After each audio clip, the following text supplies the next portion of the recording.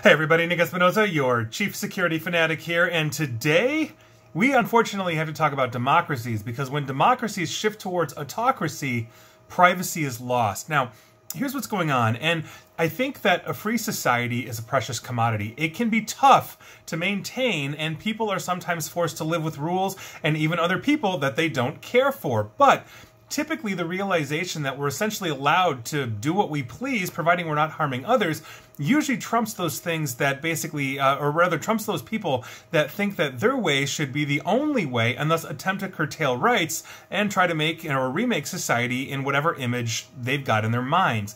Meaning, I can basically disagree with my neighbor and think he's completely wrong in how he or she is living their life, but they're not harming me, I'm not harming them, it's all good.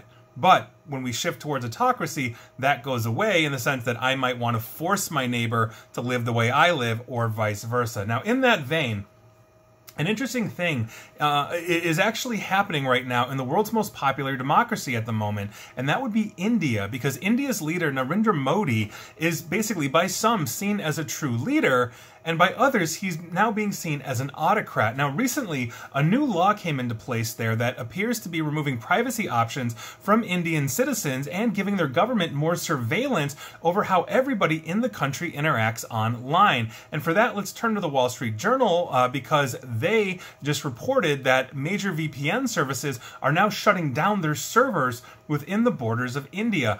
So this is basically what the Wall Street Journal is talking about. Major global providers of virtual private networks, which let internet users shield their identities online, are shutting down their servers in India to protest the new government's rules that say that basically are threatening their customers' privacy. Now, such rules are, quote, typically introduced by authoritarian governments in order to gain more control over their citizens, end quote. That is a spokesperson speaking for Nord Security, provider of NordVPN, which shut down all of their servers in India. You might know NordVPN from their commercials that I half disagree with. Quote, again, the spokesperson for Nord: if democracies follow the same path, it has the potential to affect people's privacy as well as their freedom of speech, end quote. Now, other VPN services that have stopped operating servers in India are some of the world's best known. They include the US-based Private Internet Access, IPVanish, the Canadian-based TunnelBear, the British Virgin Islands-based ExpressVPN, and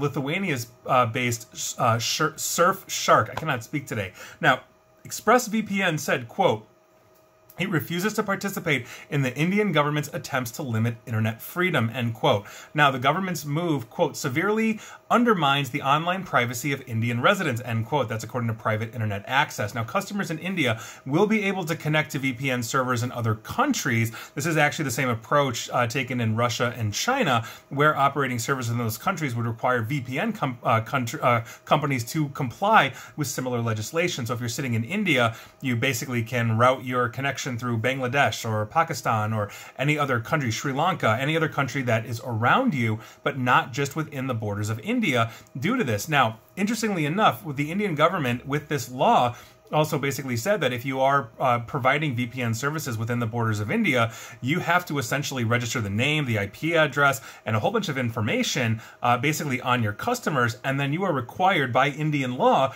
to keep that for 5 years. So if I'm a citizen in India living within those borders and I sign up for a VPN service that is operating within India, they're going to get my actual name, my address, all these different kinds of things, which means at will the Indian government could potentially go in and see per their law what I am doing. So maybe I'm against maybe I'm against Modi. Now they can look that up. Now, potentially I'm a dissident. That's a huge, huge thing. That's what we're talking about. And this law doesn't just talk about VPNs, because it also basically applies to cloud providers as well. Now, before I talk about the cloud providers real quick, this also is affecting those kind of not quite VPNs, but also VPNs, such as Apple's iCloud Private Relay, which is basically a VPN service that's used only for the Safari browser, if you're using that. And Apple has not yet commented on basically what it's planning on doing with this. Obviously, Apple has a huge presence in India. I literally just talked about this yesterday, how they're going to start making iPhones in Vietnam and India and like in other places as big tech is slowly moving production out of China due to all the woes in China right now. So this obviously is a huge thing.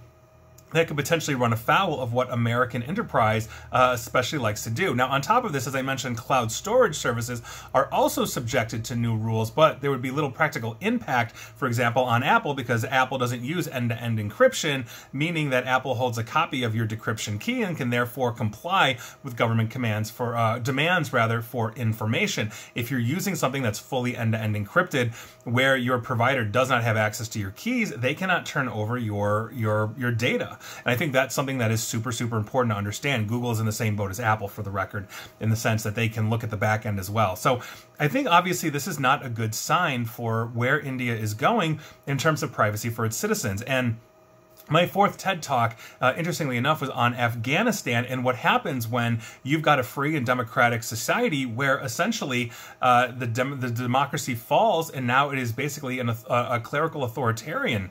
I mean, they are deeply, deeply religious. They are extremists there. The Taliban is known for murdering, you know, pretty much anybody that gets in their way. And here we have a huge problem, leaving all of this information from what were free Afghan citizens that, you know, were using the Facebooks and the TikToks and everything else of the world. And now the Taliban has access to that, not to mention voter information of how they voted against Taliban interests. And we have a very serious problem on our hands. And so when we see a large and free society, especially such a great ally like India, you know, to the United States and everybody else, move down this path, it's not good for, you know, for us at all. I think, and when I mean us, I mean the world and free democracy. And so I hope that these things are rescinded.